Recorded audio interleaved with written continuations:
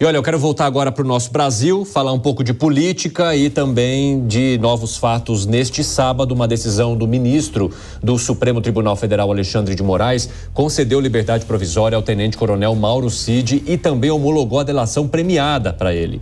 Yasmin Costa vai chegar ao vivo agora, ela que está acompanhando essa história desde a tarde e traz mais informações. Conta pra gente como é que foi o dia do ex-ajudante de ordens de Jair Bolsonaro e ele, desse momento, já deve estar em casa, Yasmin? Já está em casa, podemos afirmar com certeza. Depois que ele colocou a tornozeleira eletrônica, por determinação do ministro Alexandre de Moraes, ele foi para sua residência, onde deve passar boa parte do tempo. Afinal de contas, o ministro Alexandre de Moraes, quando ele concedeu essa medida cautelar, essa prisão essa prisão domiciliar, vamos dizer assim, com o uso da tornozeleira eletrônica, ele estabelece uma série de critérios, né, Evandro? Um deles é justamente essa questão da tornozeleira eletrônica, que já está tudo ok. Mauro Cid se dirigiu ao complexo de inteligência da Polícia Penal aqui em Brasília por volta das 2h30 da tarde, colocou essa tornozeleira eletrônica e foi para casa. Agora ele tem que seguir uma série de regras, como por exemplo, se apresentar toda segunda-feira na comarca que está responsável por essa investigação e por essas medidas cautelares impostas por Alexandre de Moraes. Ele também tem que entregar passaporte, que inclusive foram cancelados esses passaportes.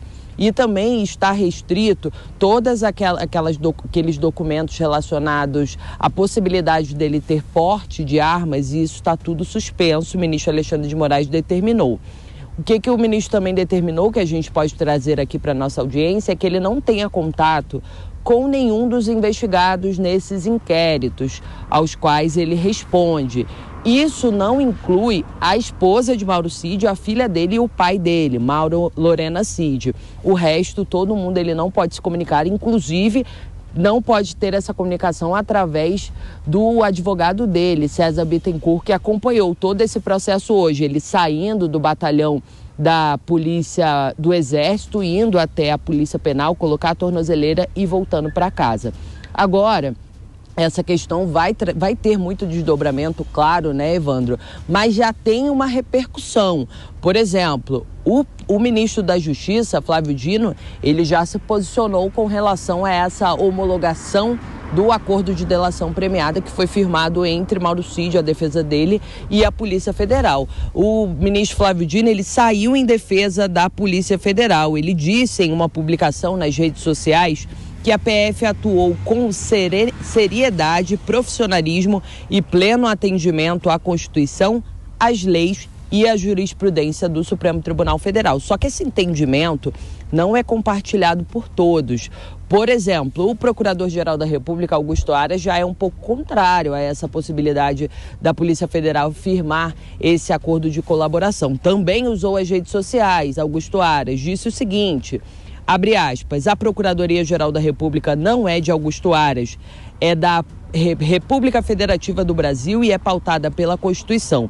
A PGR, portanto, não aceita delações conduzidas pela Polícia Federal, como aquelas de Antônio Palocci e Sérgio Cabral, por exemplo. E mais à frente, Augusto Aras ainda faz críticas diretas às delações que foram feitas no âmbito da Operação Lava Jato.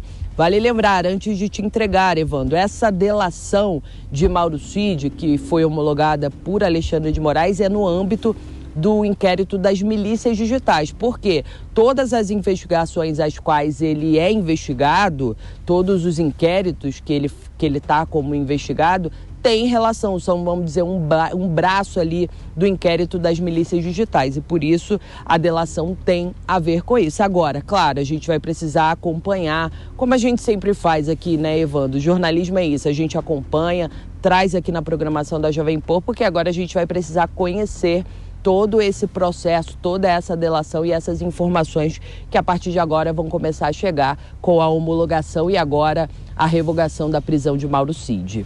Muito obrigado pelas informações, Yasmin Costa. Se tiver novidade, é só chamar a gente aqui. Quem está conosco hoje aqui, de comentarista, é o Fernando Capês. Capês, Que bom conversar contigo, dividir essa tela. A gente está acompanhando aí essa questão envolvendo a Procuradoria-Geral da República, né? Porque desde 2018 o Supremo Tribunal Federal permite que a Polícia Federal conduza casos de delação premiada, o que já divide opiniões, inclusive gerou essa crítica. Eu queria entender de você qual que é o risco de uma delação premiada que já comece com esse tipo de tensão. Porque a gente está falando, por exemplo, de um Procurador-Geral da República dizendo que a PGR não aceita a delação conduzida pela Polícia Federal e dizendo que, olha, esse tipo de delação precisa passar por um aval do Ministério Público Federal que depois faria a denúncia caso encontre indícios de fato. Como é que se avalia todo esse cenário, Capês? Bom, no Brasil ainda, pelo menos por enquanto, é o Ministério Público o encarregado do oferecimento da denúncia, da formalização da acusação, pelo menos enquanto a Constituição estiver sendo obedecida. Caso o Ministério Público não concorde com os elementos, ele não oferece a denúncia. Então é imprescindível que o Ministério Público se manifeste e concorde com a proposta de delação. No caso, a colaboração premiada deve ser realizada entre partes, ou seja, entre o Ministério Público, que é o dominus litis, o titular da ação penal, e a defesa. No caso, o Supremo Tribunal Federal está admitindo, a meu ver, equivocadamente, que também a Polícia Federal possa fazer delações, mas vai depender do Ministério Público o oferecimento da denúncia. Agora, eu gostaria de fazer mais alguns comentários.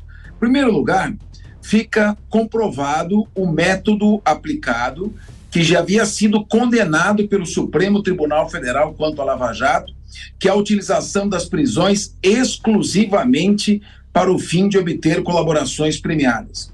O ministro Gilmar Mendes, um dos mais importantes do Supremo Tribunal Federal, chegou a classificar isso como uma forma de tortura psicológica. O sujeito ficar preso exclusivamente para ser forçado a fazer uma colaboração. Há relatos, não é nesse caso, obviamente, mas há relatos de presos que recebem as 3 refeições, umas às 8, outras 9 e outras 10 da manhã, para forçar e tornar uma situação insuportável de forma a obrigar a delação. Qual é o resultado disso? O sujeito, para sair, fala qualquer coisa. A delação em si não tem nenhum valor probatório. Ela vale apenas como um meio para se buscar provas, de maneira que ela tem que ser mantida em sigilo, a não ser que haja vazamentos, e somente se houver alguma comprovação daquilo que foi dito, é que ela terá alguma validade.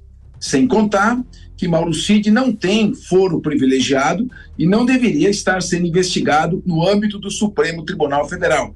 E que, provavelmente, eu não sei dos termos da delação, o que foi dito, não sei se tem muito a ver com o inquérito que investiga milícias digitais. Há uma série de críticas processuais que devem ser feitas, porque uma vez que a Constituição é violada por um determinado motivo, cria-se uma jurisprudência para seguidas violações.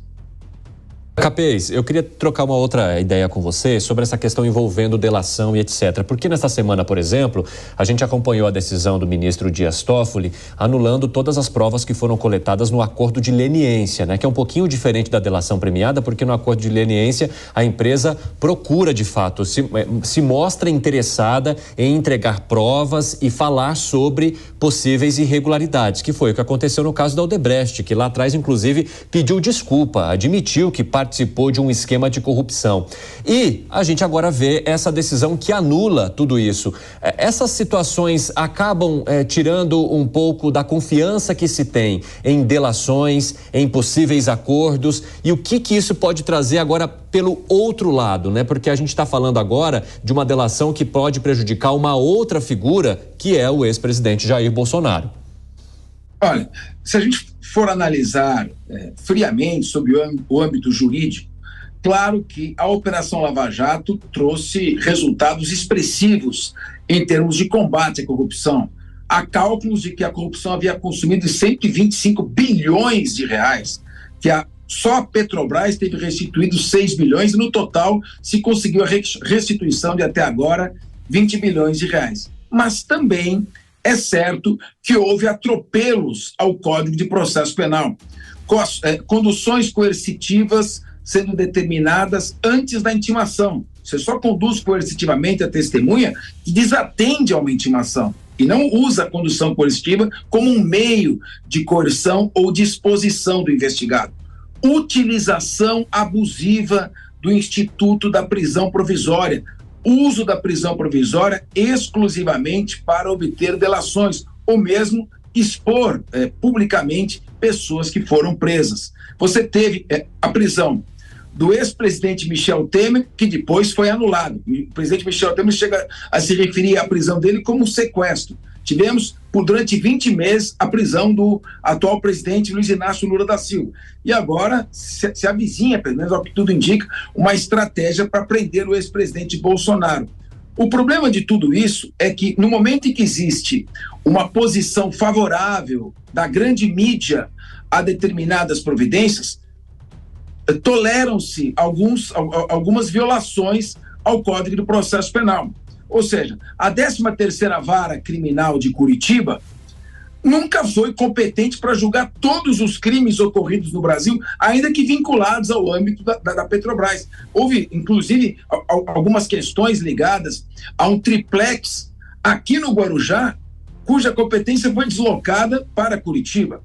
No entanto, a primeira turma do Supremo Tribunal Federal sufragou essas irregularidades. A incompetência da 13ª Vara Criminal de Curitiba para muitos casos, e posteriormente, depois do caso ter chegado ao final, com condenações de primeira, segunda instância no STJ, houve anulação por reconhecimento da incompetência. O receio é que haja alguns atropelos ao Código de Processo Penal e que posteriormente tudo seja anulado quando houver um ambiente distinto do que agora se formou.